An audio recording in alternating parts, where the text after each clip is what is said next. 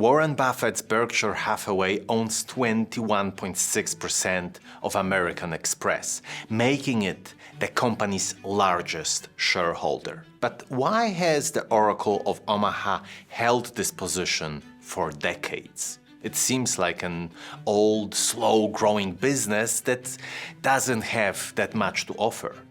But maybe there is more to the story. Maybe there is hidden value in AmEx that could still surprise investors. Hello friends, this video is sponsored by Forecaster, but more on them later. Today we are going to go through our 7-step analysis process to understand what makes American Express so special.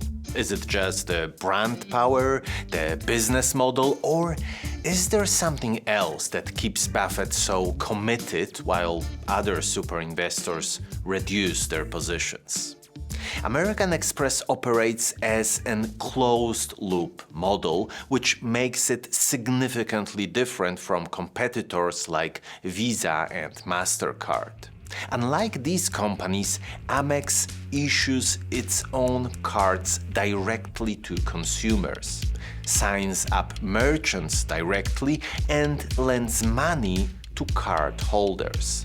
This unique approach gives them control over the entire payment ecosystem. Let's dive into the numbers to see if this business is as special as Buffett believes. If you invested $1,000 in this company 10 years ago, you bought 13 shares. And today, they would be worth something close to $3,400. And this company also pays dividends, so in that time you would get $228 as dividends. So if we add together both of those numbers, we get $3,628. And that is a gain of 262% in 10 years. That's a very solid result, significantly outperforming the broader market during the same period. But let's see who else has benefited from this growth. Individual insiders, that is an X, only 0.2% of the company is owned by individual insiders, and we would like to see this number over 2%. So, unfortunately, the management doesn't really have much skin in the game. And are individual insiders buying? That is also an X. We actually see mainly sale transactions in recent months. And do super investors own this company? That is a check with 10 super investors, including Warren Buffett, for whom American Express makes up 16.8% of his portfolio, Guy Spier with 19.2%, and Thomas Geithner with 1.2%. And are super investors buying right now? That is an X. In Q4 2024, we only see sale transactions. And at the moment of this recording, there are no available informations about any transactions in Q1 2025 from super investors. So while American Express enjoys significant backing from some of the world's best investors, they don't seem to be increasing their positions recently. Let's look at the fundamentals to understand why. Return on invested capital, that is an X at 8.2%, and we want to see this number higher than 10%, so that's a bit disappointing. And what do we know about net profit margin? It is an X, averaging 14.1% over 5 years, while the sector median is 22.8%. So American Express is below average of the financial sector. And now let's take a look at share buyback. It is a check. In the last 10 years, they bought back 33.2% of shares. That is a massive buyback program that has significantly reduced the number of outstanding shares, increasing the ownership stake of long-term investors without them needing to buy more stock. And the debt, it is an X. It would take around 4.5 years to pay the debt with the current free cash flow. But it's worth noting that for financial institutions, debt is actually part of their core business model, unlike for regular companies where too much debt is usually bad news. So this metric might not be as concerning as it first appears. So American Express's financial health is okay, especially its aggressive share buyback program. But it is not incredible. Now, let's look at its growth. Revenue growth, that is an X at 7%, 10-year compound annual growth rate. And we would like to see this number higher than 10%. So the growth is modest. Free cash flow growth, that is an X at 2.2% in the last 10 years. That's quite low and concerning for long-term investors. And earnings per share growth, that's an X at 9.7% in the last 10 years. That is much better than the free cash flow growth, likely boosted by a massive share buyback program, but still just shy of our 10% target.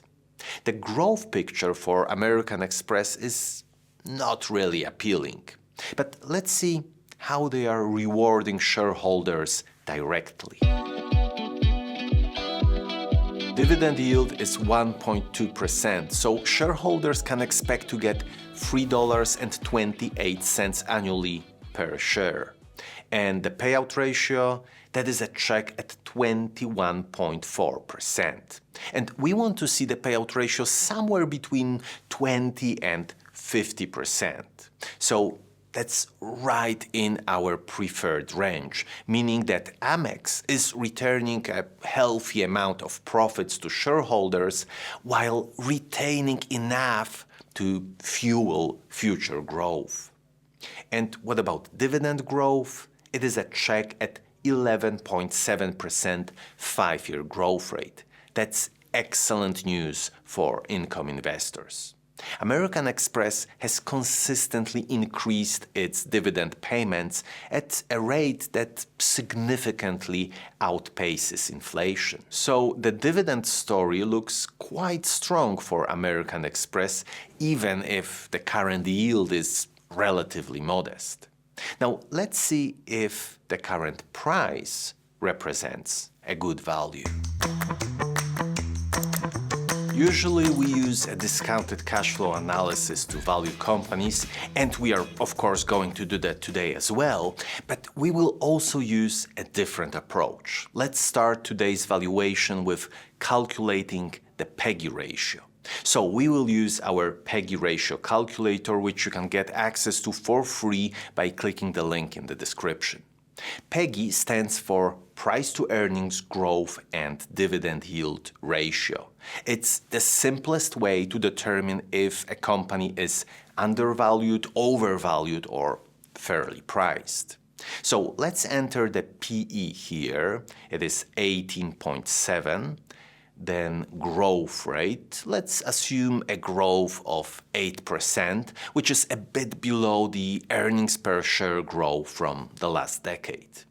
And finally, let's add the current dividend yield of American Express, which is 1.2%. And so the PEGI ratio is 2.0. When the ratio is below 1, that indicates that the company is undervalued. At 2.0, American Express appears to be overvalued according to this metric. Now, let's take a different approach and use our discounted cash flow analysis for a more comprehensive valuation.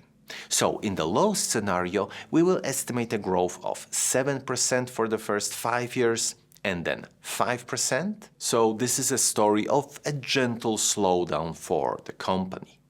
In the medium scenario, 8% and then 6%. This is in line with the sector's growth projection, which is around 7.6%, and the historical growth of American Express. And in the high scenario, 10% and then 8% growth. This predicts that the business will accelerate its growth, but not by much. When we go to forecaster.biz and find American Express, then go to transcripts, we can use their AI feature to get a summary of recent shareholder presentations, and we see that the management predicts growth at 10% to 8% in the next year. So I was able to use that information to help me decide on the growth rates. Now, before we will take a look at our valuation, let's see what are the valuations we can find on Forecaster's webpage. So it seems that American Express is a bit undervalued with an average fair value of $326. And they are using 3 different valuation models to calculate this number. Let's also go down here and take a quick look at value generation. So they are buying back shares that we already know, but when we look at shareholder yield, which combines dividend yield, share buybacks, and debt paydown to show the total returns to shareholders, we see that it fluctuates a lot between years. But all in all, the company is categorized as resilient, so that is quite good. Now, Forecaster has a lot of other options that are very useful, but you can check it out by yourself. If you use the affiliate link in the description, you should get a free trial and also an exclusive 10% off if at the checkout you will use a discount code BOLD10. So thank you Forecaster for sponsoring this video, and let's get back to our valuation. So with our estimates, the intrinsic value in the low scenario is $322, in the medium scenario $347, and in the high scenario $400. But we have to always apply a margin of safety to those prices. I use a 30% one. And with such a margin, we get in the low scenario $226, in the medium $242, and in the high one $280. And the current price is around $276. So American Express appears to be fairly valued according to our high growth scenario, but somewhat overvalued if we consider the low or medium growth scenarios. American Express is a company with a unique business model and several strong points. Massive share buyback program, strong dividend growth rate, and a very promising expansion into Chinese market through a partnership with Alipay.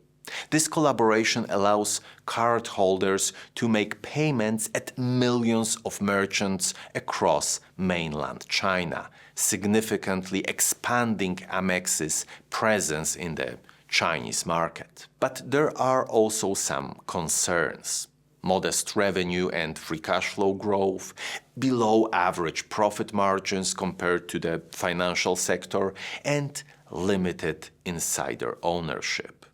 When we look at our Stock Ranking Pro and filter it to only show companies in the transaction and payments industry, we can compare American Express with MasterCard, Visa, PayPal, and Adyen.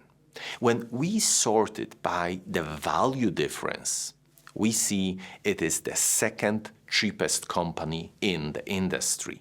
But when it comes to the overall score, it is exactly in the middle. It's not as strong a company as MasterCard and Visa, but better than Adyen and PayPal. What's really concerning is the growth score. American Express has the slowest growth of all the companies in this group. Despite these concerns, Warren Buffett continues to hold his massive position in American Express, which suggests that he sees something in this company that others might be missing. Perhaps it's the strong brand value, the unique business model, or the company's ability to adapt to changing market conditions, which we can really see in the partnership with Alipay. Or maybe he just loves the steady stream of dividends that keeps flowing into Berkshire Hathaway's coffers. If you found value in this video, you should definitely check out my analysis of MasterCard. Thanks for watching and see you in the next one.